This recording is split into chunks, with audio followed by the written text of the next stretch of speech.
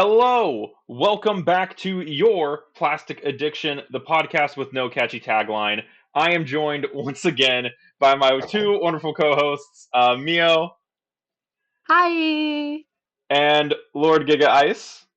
Hello. It's weird because it's backwards on my screen, so you pointed to Gig when you were like, "This is Mio," and I was like, My screen is the one that gets captured. It's the one that matters. So, last month. Oh, I forgot. We're not weekly. Last month, our Legacy Toy Draft. That's what it was. I was just editing it. we did a video that's not out yet. It will be. By the time this comes out, it will be. We did the toy draft, and this month, we're doing why we love our favorite Transformers. So I believe we've each picked at least three, or at most three, Transformers characters that we absolutely. You okay? We I did. don't know We if I picked three have a top characters. 3 out of my top 10. We picked three. So let's we want to round robin this. How do we want to decide who goes first? So professional. Gig looks ready to go. Gig Gig okay. looks like he has everything together. Let's roll with it. Gig, you want to take first go? Sure. All right. So just We're Transformers characters? Transformers, right? Yeah. If somebody takes my Transformer, I'm allowed to be like, "That's my Transformer too." Yeah, sure. Why not? Okay. Why not? All right. I guess I'll start off with the first character that I guess I would say was like, oh, this is my favorite character.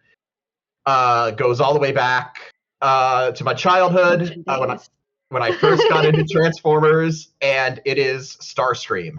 Ooh, good pick. I think it was a combination of a few things. As a kid, like the thing I was kind of really into before I got into Transformers was toy fighter jets.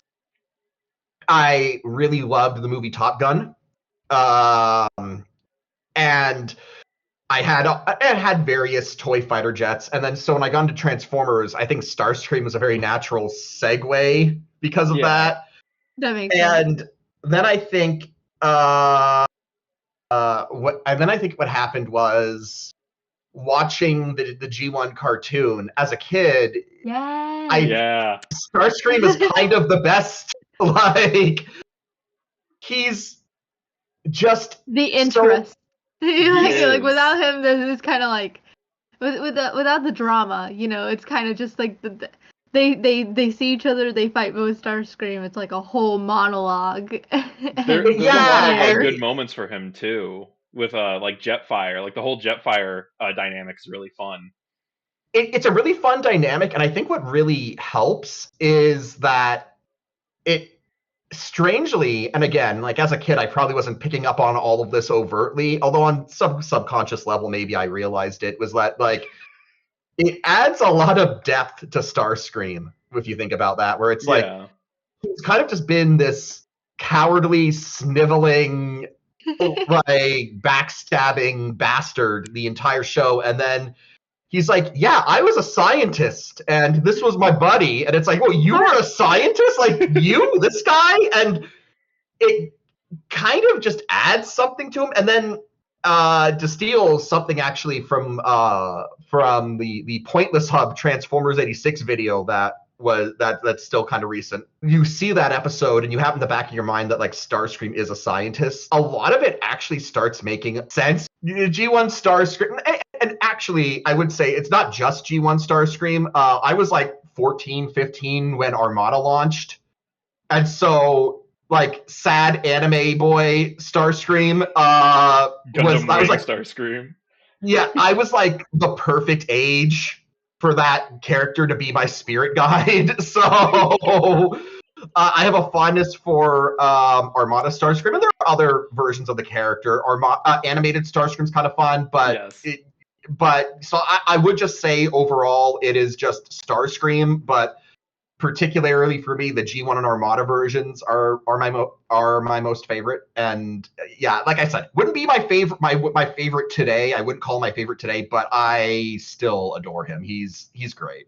Awesome. This might be a little off topic, but on the subject of Starscream, something I always thought was interesting was how his character kind of relates to Shockwave in a weird way, because Shockwave always says that every jet has a low intelligence, but Starscream was a really respected scientist originally, and it's kind of interesting to see that, like, they don't interact on a science level, like, No. at all. At all. Well, like, well, nobody well- respects him as a scientist now, but then, Shockwave is just crazy.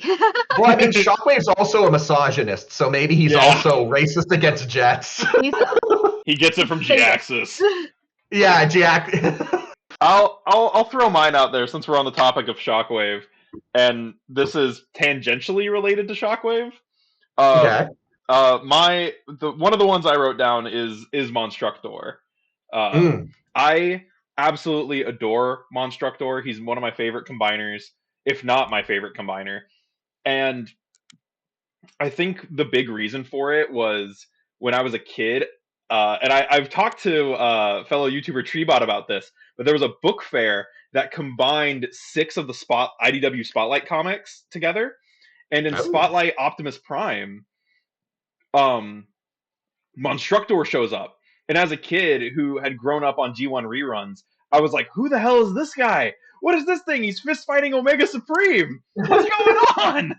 And like Optimus was like, or not Optimus, Omega's like, yeah, this is the most dangerous guy ever, the most badass combiner, and he's evil and mean and mindless, and he can kill me. And 13-year-old you was like, yes, power. 8-year-old me was like, yeah, I want that. That guy's cool. And also he turned into monsters, and I was super into monsters. I loved stuff like that, just werewolves and vampires and stuff like that. I was super into that kind of thing. So like a transformer that turned into werewolves and vampires were like it whenever we were like 8 to 12. So dude, Monster High, Twilight, Monstructor. And then when I was a teenager, that's when the Fans Project one came out, and I was like, finally, there it is. I am a broke teenager. I cannot afford this. So I just waited, and I kept reading about him and looking into him, and I was like, wow, this guy's really cool, and he's never had a new toy, and no one really knows who he is. He's awesome, and I'm a sucker for guys who are obscure and random. So now all your obscure guys are main media. I know. Now. They keep making my obscure dudes B-listers and A-listers. That's how I felt when Invader Zim came to Cartoon Network. And, like, everyone started recognizing my girl on my bag and was like, oh my god, that's my favorite character. And I was like, yep, that's cool. So now, like, as a collector, with adult money, one of the biggest Transformers purchase I've done to date has been that Fans Project Monstructor. He was my holy grail for the first year of my collecting, and I finally got him, and he's an old third party toy. Yeah, he's an old third party toy, and his ratchets are starting to give out and parts are cracking. He's but so sharp. He's so sharp. He hurts. I remember I had a buddy come over, and he's like, oh my god, Fans Project Monstructor, and he went to grab it, and I like smacked his hand, and I was like, you don't get to touch it, Mio doesn't get to touch it, I get to touch it. That's mine. Because if I break it, it's my fault. But yeah, so Monstructor, I love the guy. He's so cool. That's it. He's just cool. Well, he sadly doesn't have much fiction. His big thing was in IDW, where he was the first combiner. Yes. Shockwave and G-Axis used... Sometimes it's the Enigma combination, sometimes they just decided to slap 6 dudes together. Depends on who wrote that week. And then he gets, like, triple lobotomized and becomes a zombie. He has some cool stuff. He teams up with Bludgeon, so he's kind of up there with my Mayhem Attack Squad guys right now. But I absolutely love him. I do wish he had more fiction, and from what we've kind of heard at MegaCon or MegaCon, right, is that they want to do a Monstructor off of that Dino King. I just don't know how well that would turn out, but I would buy it. It would. You'd think that they would maybe have to remold at least parts of it, but at the same time, I don't know. Like, if they just committed to the idea of going like, here are some multicolored dinosaurs. Yeah, like just did the dinosaurs in Monstructor colors. That would be kind of hilarious. The arms would be pretty easy to do because Bristleback and Wildfly are pretty close to Scar and Swoop, and then Grimlock is kind of close to Scowl, so you could probably get away with him. It's really Slog off of Slug that would be the toughest retool, because Slog is an ogre that stands on 2 legs, whereas Slug is a Triceratops. Although I don't know what Slog's monster shell is. I don't know what any other monster shells are off the top of my head. Well, the monster shells never combined, right? No. So I can't imagine that they would try to do the monster shells, but at the same time, they went with the dino shells for Dino King's exterior mode. But that also makes more sense for them. I think they could do it. I really like that combine. I like that combiner. So Mio has it. Mio has the Dino King, not the Dino King one. She has the Volcanicus. That's pretty solid. Alrighty. Oh, I think you have my Astro Train. I do have your Astro Train. I found him the other day. Okay, so fun fact about that Astro Train. You got it for me like 2 years ago. I've never once held it. Because I lost him. I found him recently. I know where he is. He's over there. I know exactly where he's at. Yeah. You wanna go? You wanna talk about your favorite character? Okay, so here's the problem is that okay, so I grew up in a very I'm gonna say sheltered, but like not sheltered in the conventional stance, like not like conservative sheltered environment, but like very, very poor and overprotective environment. So for Transformers, I didn't know there was anything past season 1 of G1 until I was almost 20 years old. So a lot of my new favorites now are toys, like they're characters I don't really know a lot about. I just think they're awesome. So like when I was little, of course, like one of my favorite characters was Bee, but I'm gonna go on like a 6-hour tangent if I talk about how Hasbro has messed up my favorite character to the point where they're not my favorite anymore. But then like all my other characters that I like is like Cosmos. But why do I like Cosmos? Because I like spaceships. Why do I like Astro Train? Because he's a spaceship and a train. So I'm trying to I'm thinking of like what exactly I can talk about that's like character based. I mean, if it's just like you like Cosmos because he's cute and green in a spaceship, that's fine.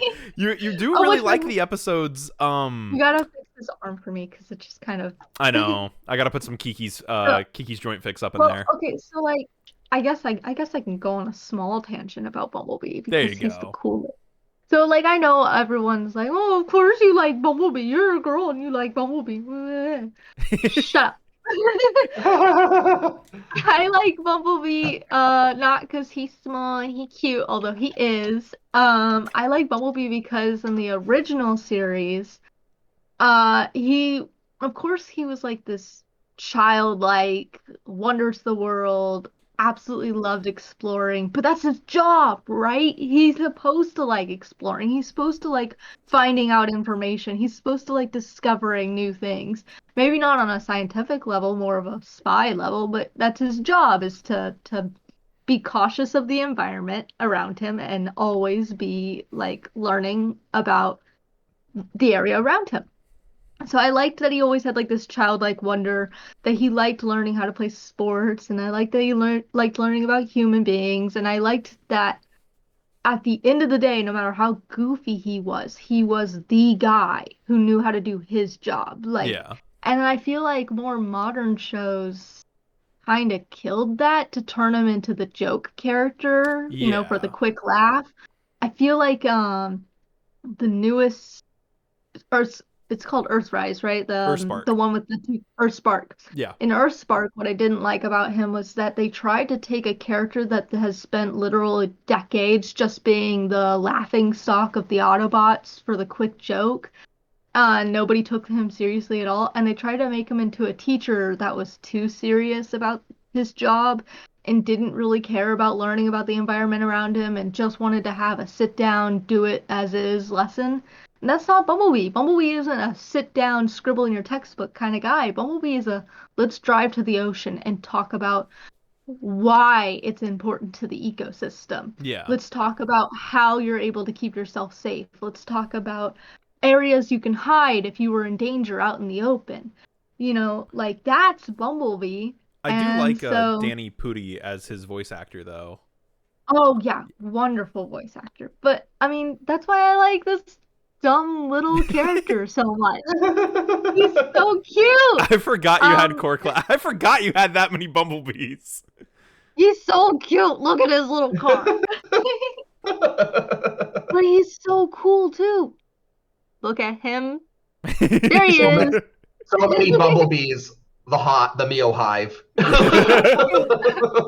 hive. I need to give her But my Earthspark bumblebee and the little flippy changey bumblebee that I have kicking around.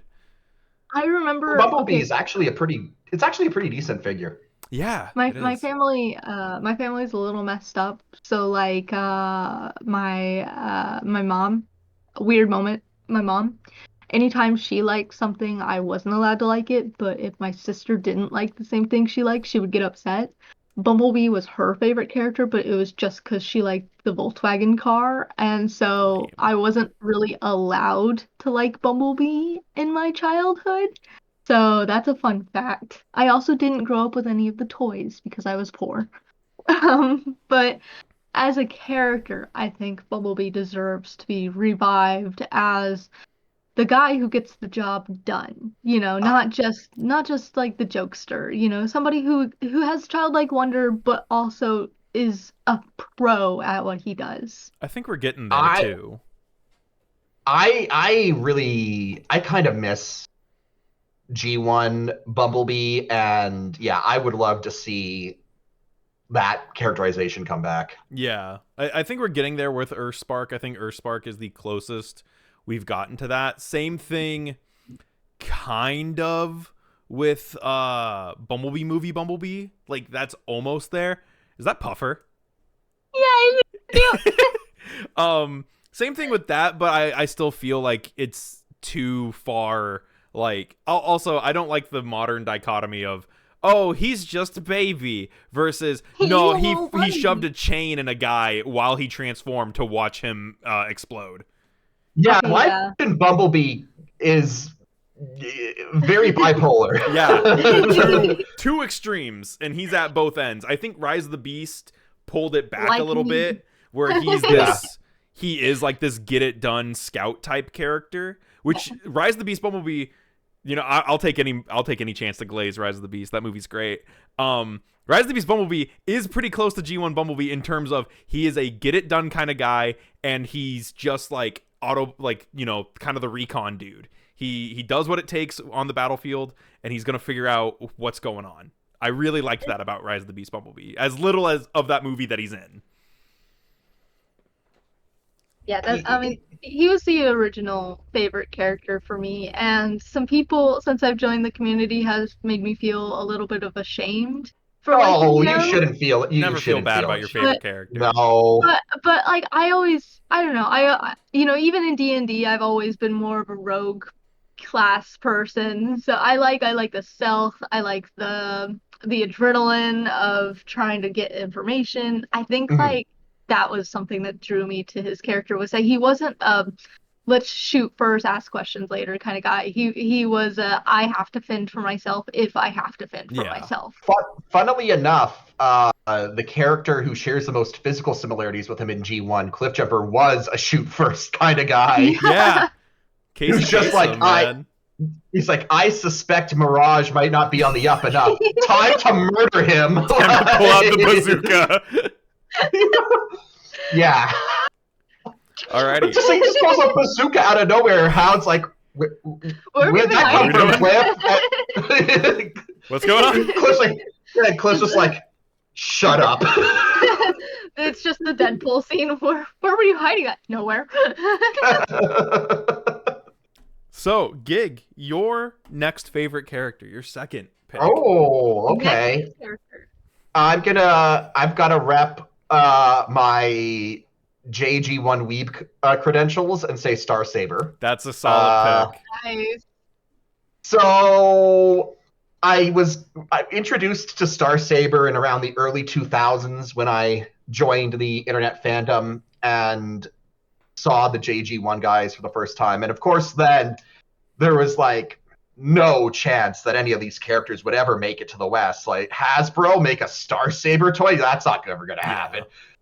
And then, and I saw his toy, and it was just so captivating to me. Like, everything about it, from its design to its color layout to the gimmicks that it had, kind of being like, it has the Ultra Magnus / Power Master Prime kind of setup with, but it also went like the other level with the whole Brainmaster gimmick. Like, everything about it just sort of clicked with me. And then I saw Victory. I fell in love with that. And that's kind of going to be my caveat, is that I love Star Saber. IDW Star Saber can go to hell. The bane of every Star Saber fan's existence. IDW Star Saber. Yeah, James Roberts, like, oh, I didn't know this character had fans. I thought I could just insert my edgy fan fiction into it. No. Every character is somebody's favorite. Doesn't matter what franchise, doesn't matter what medium, TV show, anything. Every character is...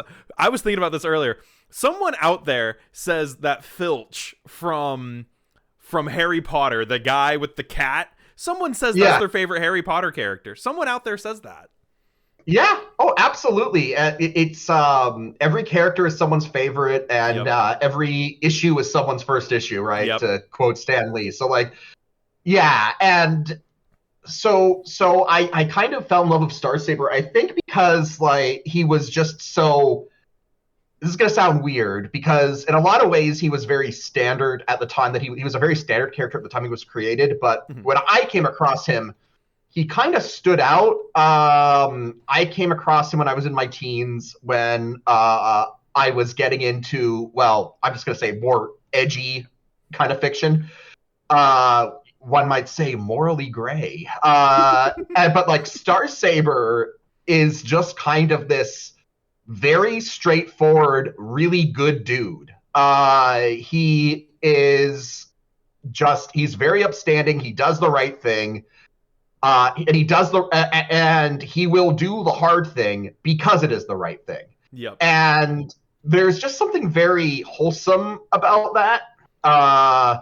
Especially now, I've always liked him, but I've kind of come around to my appreciation again, where I kind of like him more.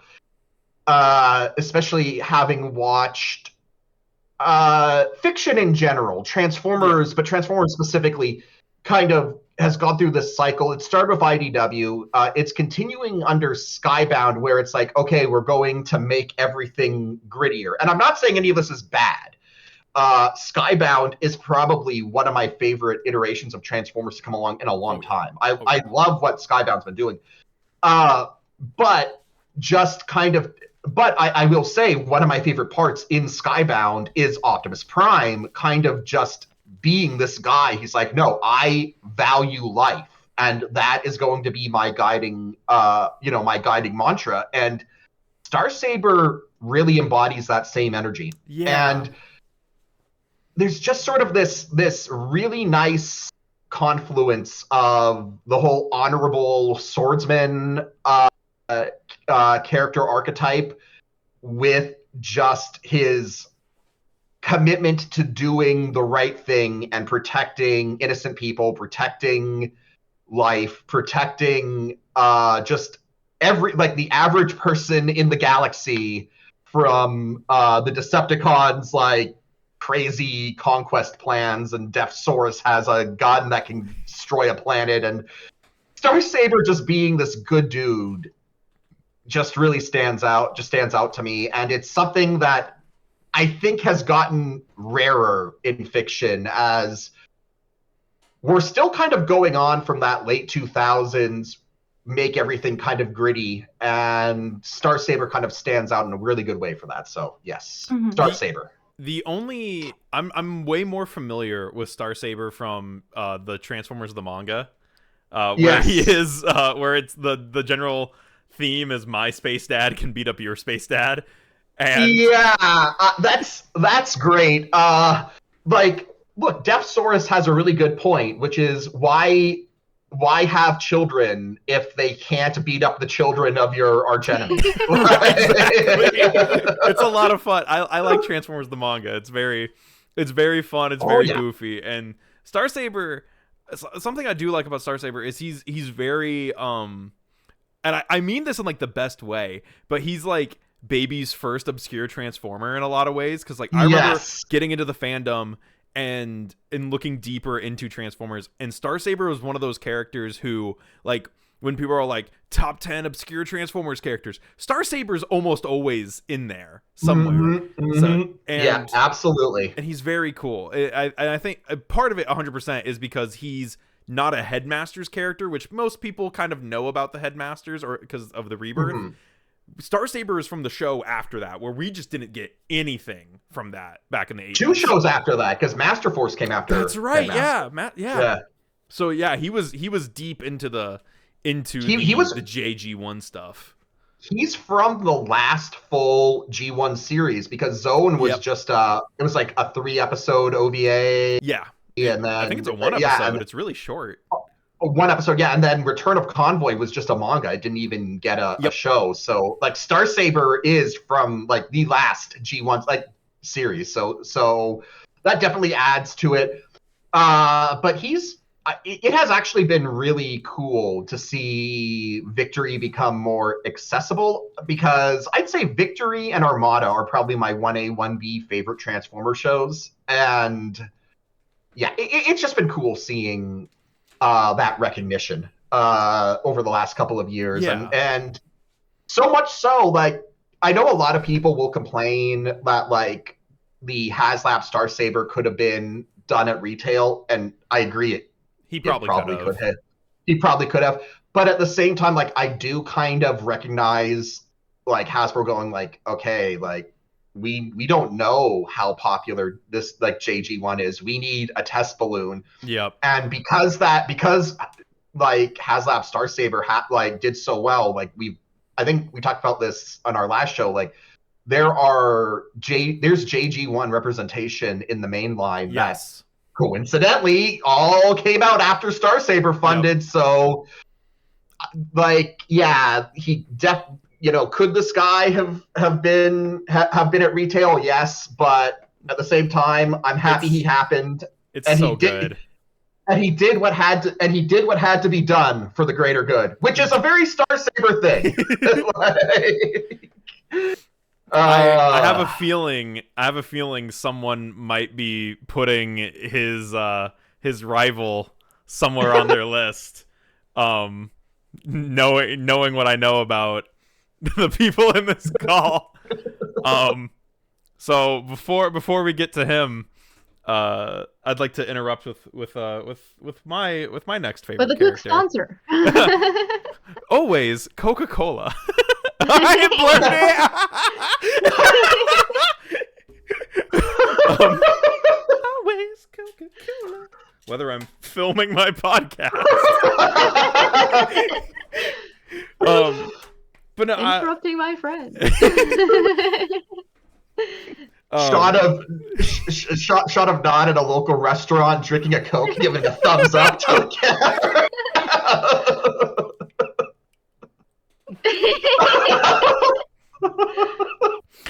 So spit it out.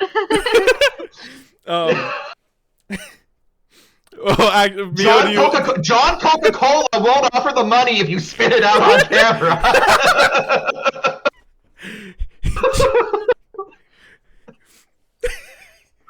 My favorite Transformer? my favorite Transformer. This was my favorite Transformer when I was a kid. I was getting into G1. I was rewatching G1 reruns on like DVD, and unlike Mio, I started at season 2, so I was just thrown in like season 2 and the movie. You're thrown into the crazy end of the pool where it's like, I don't know, maybe this week Starscream will go back and fight King Arthur. Who knows?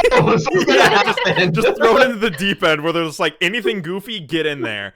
But because of that, I went into the Transformers fandom knowing a broader cast of characters than just the the 07 movie guys.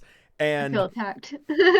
One of the characters who always stuck out to me in G1 and I've always loved is Beachcomber. I love Beachcomber a lot. He's always been one of my favorites. He was my like after I got out of the that guy from the movie is cool. Oh, Grimlock is cool. After I got out of that phase and I was like, you know what? I actually want to like watch these episodes and pick like a real favorite character. Beachcomber's episode about like nature conservation and stuff like that. His spotlight episode was really so really sad. Cool. And that's a shockingly deep episode for G1. Yeah, and like me and Mio grew up, you know, in the era where it was like, all right, you gotta recycle, you gotta take care of the planet. That was which we should still be doing. Yes, which we should still do. I'm gonna recycle this Coca-Cola can later. When I was a kid, it was all about the ozone layer. Oh, I thought it was about Dare. I thought maybe... Well, that too. It was Dare in the ozone layer. I just remembered that you don't have Smokey the Bear in Canada. No, we don't. But yeah, ours was protect the environment and take care of the trees and stuff like that. So the Beachcomber episode, wildfires. That's right. So Beachcomber's episode really stood out to me, and I thought his character was super cool because he had the hippie voice. He turned into a dune buggy, and I thought dune buggies were super cool as a kid. So he just ticked a lot of boxes for me, and then he kind of disappeared out of nowhere. And I was like, man, I wish there was more of him. So as a kid, I had the little Legends class one, and I had he had a Revenge of the Fallen toy that was exclusive to like Target or something. I remember begging my grandparents to help me go, like, to drive me to Target so I could look for him and whatnot. And but no, he's been out of media for quite some time, which is sad because I do really love him and I think he could be a really cool icon. But then he got a Legacy toy, which I was blessed enough to actually obtain on its original release. Did you see it in stores? No, actually channel friend Rain sent it to me for Christmas. He found it at GameStop, and I was telling him, I was like, I had told him how excited I was for it and that I was going to look for it at retail because I missed the pre-orders because I was unemployed. And then he got it at GameStop and he opened it and took some photos of it. And then he was like, hey, I'm going to get rid of this. And I was like, please don't get rid of it. Sell it to me. I really want him. I'll pay you however much you want for him.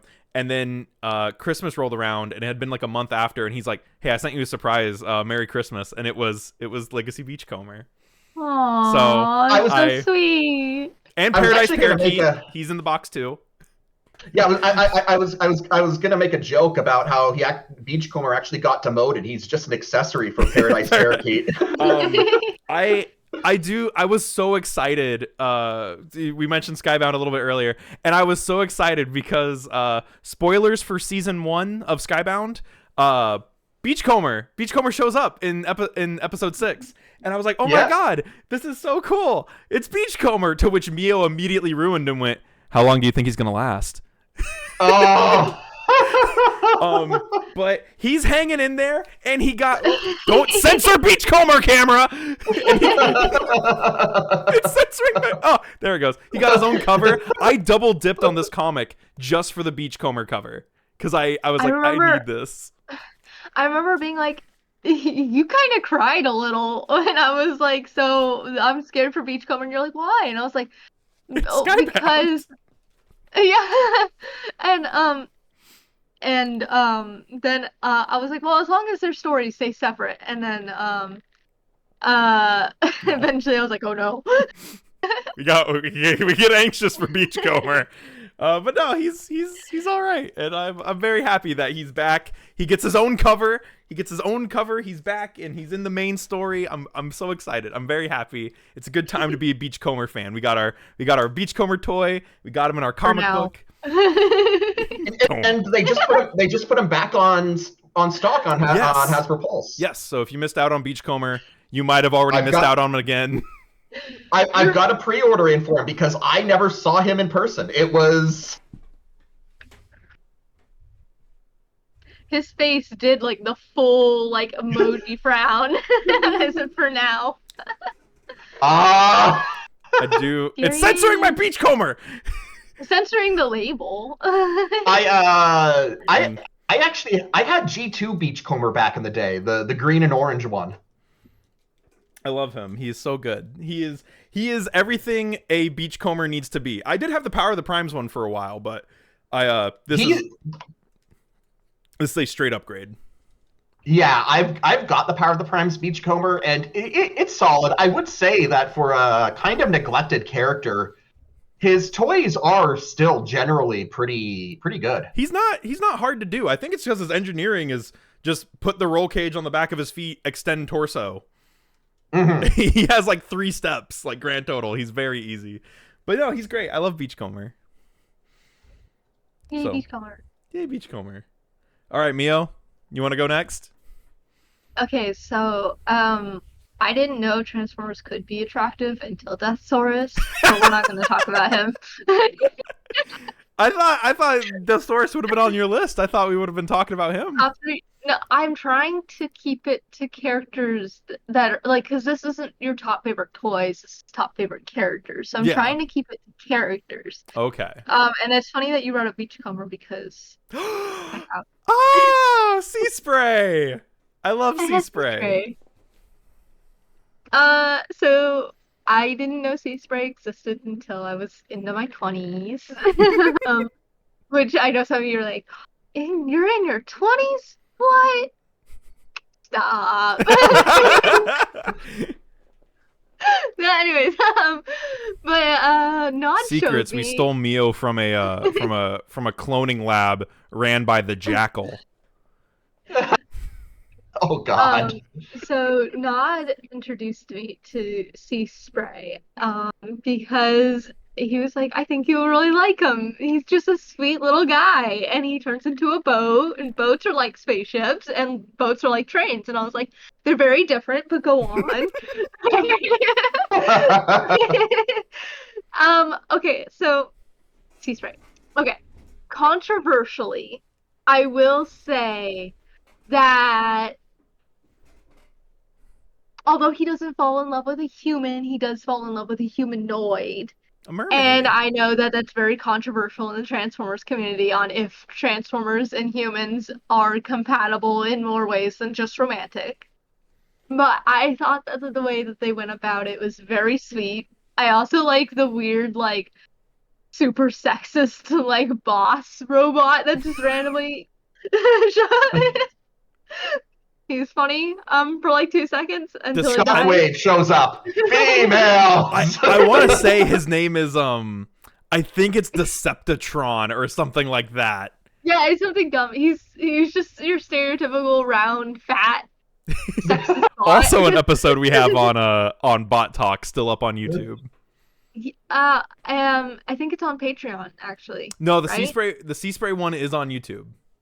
Oh, interesting. Mm-hmm. Oh yeah, definitely go check that out. But so anyways, I really like that he's just like a guy and he doesn't really have very much going on in the case of like the war from just the one episode I've seen him in.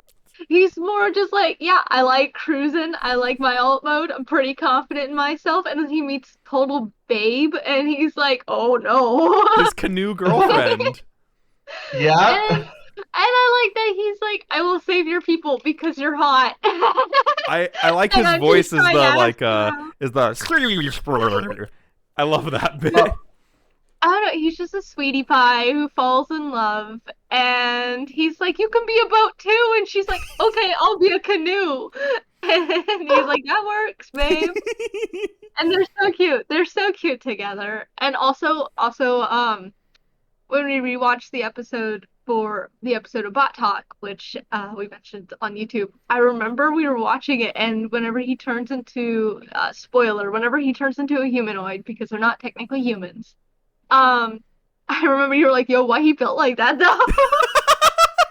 You're like, "Why is he kind of handsome?" Yeah. Oh, yeah. We made the joke that his human form might be based on like a fisherman he saw one time. I don't know. I like him. He's just a little sweetie. I like that every now and then there's a character that maybe doesn't have like full stakes in the war and is instead just someone trying to do the right thing and just trying to enjoy what little life aspects they have still around them. You know, kind of like Beachcomber. It's fun that we People should both be picked friends. very beachy Transformers. You picked a boat, and I picked the dune buggy to talk about. They're also both season 2 mini bots I that think are I blue. just think they're swell. I think it's nice to have a character every They're now and just then fun. that's more like upbeat and that's just like, ah, isn't it a beautiful day today? What a wonderful day to fight the Not die. Decepticons. So, I will say that he's probably not realistically in my top three, but I do like him and I wanted to say some good Gotta things about him. represent. Yeah. All right, Gig. I think we're rolling around to our final picks here. Yeah. So anyone who knows me on the Discord or just generally knows me in the fandom will probably see this coming. Sentinel Prime. Gotta Of toss him in. Yeah. course. I was wondering where he was at. I decided to save him for last. Yeah. So my love of Sentinel Prime goes back a ways. And there's like backstory here, but the basis of it is that I've always loved history, and when you're a kid who loves history, you eventually come upon a lot of lists. And growing up in Canada, for me, those were prime ministers of Canada and kings of the United Kingdom, Great Britain, England, because Canada were a Commonwealth realm. So the head of the British monarch is our head of state. So a lot of that stuff was kind of baked into the curriculum.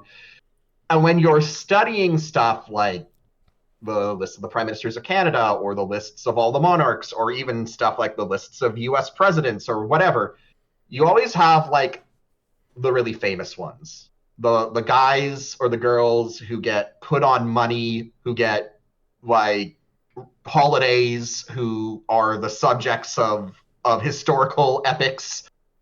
But then there are always the ones who aren't so popular. I think the one that always pops to mind for me is King Stephen of England. Nobody knows there's a King Stephen of England, but there was. What a name. He was king for 30 years. It's called the 30 Years Anarchy, which maybe is not the best, which is maybe not the best name to get applied to your reign, but I was fascinated by like these little known historical figures who never got as much time spent on them in the historical narrative as like the big important ones. And so when I found out, oh, there were primes before Optimus, and so like Sentinel Prime, like back to the early 2000s, was this really fascinating character for me because it's like, oh, he was a prime before Optimus. Like, what's his story? Like, obviously, it ends with Megatron beating him to death, but like, what was his deal? Like, this guy was presumably the leader of the Autobots when a lot of the stuff that led to the war happened. So like that fascinated me. And for the longest time, I think the only real history we had on him was not All Hail Megatron, sorry, Megatron Origins. Yeah. Where he was kind of like a gruff, like burnt out idealist who was just sort of fed up with the Senate, and he thought they were all just like a bunch of like pampered like prissy pants, and he's like they're gonna screw everything up eventually, but like Megatron, now I gotta deal with this guy. And he was just this very jaded, cynical character. But the thing that took my already existent fascination with him and kind of turned it into full blown like I like this guy was his fight with Megatron, where he kind of gets a few good lines where he basically calls IDW Megatron out on everything that's going to happen. He's like, you have, like, your ideology is nonsense. Everything that you're preaching is just an excuse for you to do violence, isn't it? And Megatron just goes, yeah, he goes, I will create devastation on this planet and I will call it peace. And so I read that. I'm like, oh, this is good. This is good stuff. I fell in love with the character then. Since then, Sentinel started getting more appearances. He got fleshed out more, and he almost always got fleshed out as a jerk after that point. He's just I wouldn't say he's villainous in animated. He's just unpleasant. He's just a butt. Yeah. He's just that a-hole jock that everyone knew. Yeah. He's just like he's still he's not a bad guy, but he's clearly the guy who's still wearing his like Letterman's football jacket like at the age of 26. And then Dark of the Moon happened, and I'd say Dark of the Moon Sentinel, considering it's a Michael Bay movie and a lot of its ideas were not handled the best from a writing perspective, I'd still say he's one of the more intriguing villains in Transformers. Like, I still come back to the line he says, on Cybertron we were gods, here they call us machines. I love that line. Such a good line. Yeah, it's so good. And like, he's one of my favorite takes on villainous Sentinel, because it's like, yeah, you don't agree with him. He's the bad guy. He's doing a bad thing, but you kind of get where he's coming from. Yeah. And then honestly, my favorite villainous take has to be Transformers 1, which I feel brought in a lot of new converts to the Sentinel fan club. Just, he's probably the most irredeemable version of Sentinel Prime. Like, there is nothing good about him, but he is such an entertaining bastard that he's fun. But my ideal Sentinel, my ideal version of him is probably the IDW2 take, where the best way to sum him up is when Optimus eulogizes him, which is, he was flawed, but we all are, and perhaps he failed, but he faced a choice when the Matrix came to him, and in that moment, he chose to try. And I think that is just kind of a really tragic, but also aspirational character arc of this guy who had deeply compromising flaws, but when fate just happened to like land on him and be like, okay, you're going to be in charge, he genuinely did try his best to do what he thought was right. And it didn't work, obviously, but it's a character arc and a character journey that I thought was one of the standouts of IDW's lesser well-known second continuity, and it's probably my preferred characterization for Sentinel. So all of that's to say that Sentinel is absolutely a character that I love. I have fully embraced him as my top obscure character, like just like that one guy who, why is he your favorite? It's like, I don't know really, but he is. So to close out this topic, definitely Sentinel. Nice. I love it. I love a lot of Sentinel Prime. I do think a lot of his stuff does go off the rails. But as someone who grew up on animated, I did really find the dynamic between Sentinel and Optimus a lot of fun, and I I've appreciated that a lot of Sentinels have kind of carried that over a lot of the time. Yes. I love the headmaster episode is probably it's you promised you wouldn't laugh. It's very cool, and I've gotten to meet Townsend Coleman before as well. Oh. So, and he's a fantastic guy, and it was a lot of fun to talk to him about Sentinel Prime. So, oh yeah, absolutely fantastic character. Anything to add, Mio? No, because basically anything that I would add, Gig already covered. So fair enough. I guess I'll go. I'll close this out with my guy. No, well, not close us out. Mio will close us out. But no more me.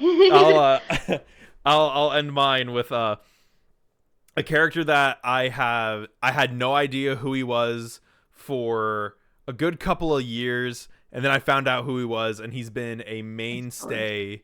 What? I was like Death Source. No, he's been a mainstay in my collection. I've kept him through like my big toy purge when I was a teenager, and I have now obtained almost every version of the character, and that is of course RID01 Scourge. I knew it. I absolutely adore Scourge. I remember going over to my cousin's house and seeing him for the first time, and I was like, what the hell is this thing? And he was just this giant oil tanker with the big base, and he was this big built evil Optimus Prime, and I thought he was just the coolest thing. And so I with some of my allowance, I asked my grandpa to order me one off eBay, and I got him, and I started watching RID01 on YouTube and figuring out who he was. And he's such an interesting character in a show with a bunch of nothing characters. So many of the Autobots are nobodies because there's too many of them in that show, whereas like it really lets the few, like it lets Slapper, Gaskunk, Darkscream, and Skybite all kind of shine. And while Ruination and his parts don't get a huge spotlight, Scourge gets so much character from episode 16 onward, because he's this guy. He was an Autobot protoform. He was forged using Megatron's spark. He has human DNA in him somehow. He's such a conflicted character too, because he's part Optimus, part Kelly. Yeah, part Megatron. he's everyone. Oh no. He's the melting pot character. And later on, he has like this thing where he's like, Ruination, we could just like totally be our own faction and get out of here and not have to deal with Megatron and Skybite or the Autobots, and just be like, hey, everyone leave us alone, because we're strong. We are stronger than them. Yeah. And I really liked that about him. I thought it was really unique. And I think he's been used not super great, in the sense that I don't think he's ever shown up again except from Transformers Legends, where his goal is to break out Devil Gigatron. And I don't think that that's totally accurate to his character. No. And I really would love to see some modern takes of him. I know that Rise of the Beast Scourge is kind of an RID01 Scourge. He's like a mix of all the Scourges prior to him. Yeah, he's a really interesting concept where they were like, what if we took two Scourges who couldn't be more different and just made them one guy? Yep. And I thought that was cool. I was excited to see him in Rise of the Beast, but I wish he looked more like RID01 Scourge. And yeah, he's so cool. I don't know what else to say about him.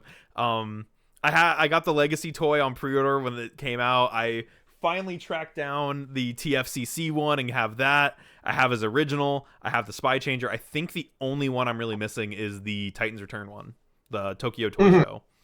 But he is just such a cool character, and it's a guy who's stuck with me for so long that I couldn't not talk about RID01 Scourge. I guess Skybite could go here, but my love for Skybite's a lot newer, so your love for Skybite's more narcissistic. I love Skybite so much. I also have almost every version of Skybite. All three of them. But no, Scourge definitely takes the spot. Nice. Scourge? Oh, sorry. No, you go ahead. Oh, I was just gonna say Scourge kind of has he kind of has obscure character energy to me because being Canadian, I saw RID when it came out, but we never got his main toy. That's right. Yeah, the tanker truck never came out over there. No, it was a Toys R Us exclusive, and our Toys R Us's didn't get it. Yep. And so I make a joke. I like to make a joke that Canadian Toys R Us's are still waiting on their shipments of our RID01 Scourges. We never got him. I first saw him, I want to say, at TFCon 2008 in the dealer room. That was the first time I had seen a Scourge in person. Wow. Yeah, so he's kind of got this mystical quality to me. I have his Legends toy, and it's delightful. I love that thing. I would love... You have the Headmaster one? Oh, sorry, no. Legacy. Sorry, I meant to say Legacy. Not I was Legends. like, hold up, dog. Hang on. How do I get this from you? Sorry, Legacy. I have the Legacy version. Yeah. Yeah, no, my Legacy one is in much better shape than my original. My original one has stickers peeled off, and they're all crusty, and he has holes poked through them where the screws go.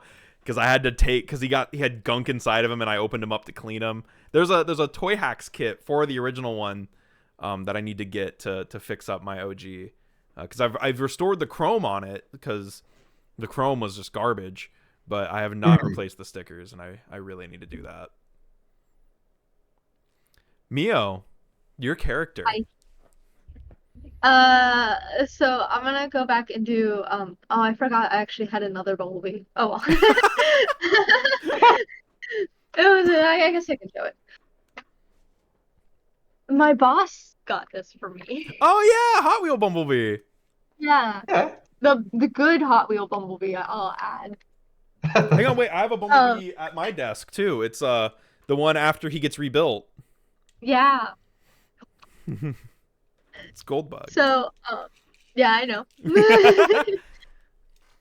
I guess so. I was thinking about like what my third character could be because I didn't really come up with anything before this. And I was like, should I do the Dinobots? But I only really like the Dinobots because they're goofy and they're dinosaurs, and I love dinosaurs. I'm a little autistic for dinosaurs. So instead, I'm gonna go with another kind of stereotypical one with Soundwave. Oh, that's a solid pick. Ooh. So like in the original show and far beyond the original show, Soundwave does a lot. Like in the original, he literally creates the cubes that they can put the Energon in. So it's Energon cubes. And not only that, but he has scouts inside his chest. So he's like always like on the radar figuring out like secrets, and he's a big part in a lot of their plans. And kind of the entire time he's like a shadowing right-hand man in to Megatron.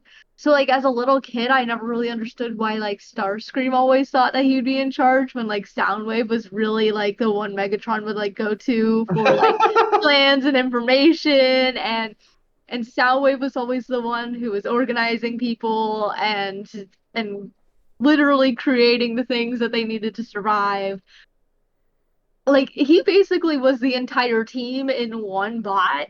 So like I remember as a kid I was like, he's really badass. Like he can do basically anything and everything. Not only can he transform, but he has guys inside his chest that can transform.